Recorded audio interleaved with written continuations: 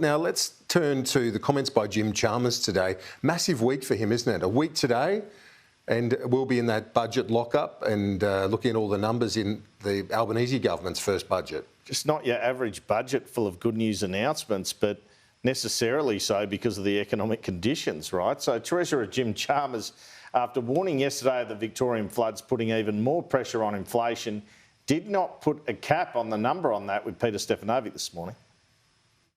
Will inflation now go above 7.75%?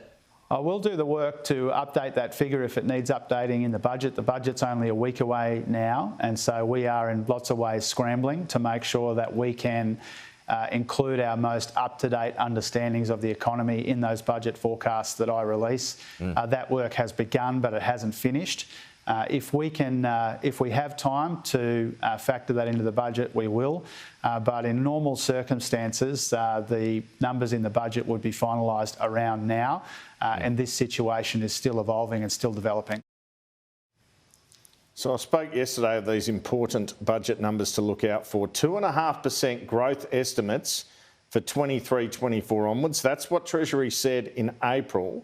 It's my understanding these will be revised down, which would indicate a figure of just 2 or 2.25% growth per year. But you know what Treasury and economists are like with forecasts, Kieran. It's interesting, though, that they're not going to be particularly optimistic forecasts for growth going forward. And those comments by Jim Chalmers quite telling to Peter Stefanovic this morning, where he kept open, certainly didn't rule out the option that the inflation figure would be revised upwards in terms of the Treasury numbers.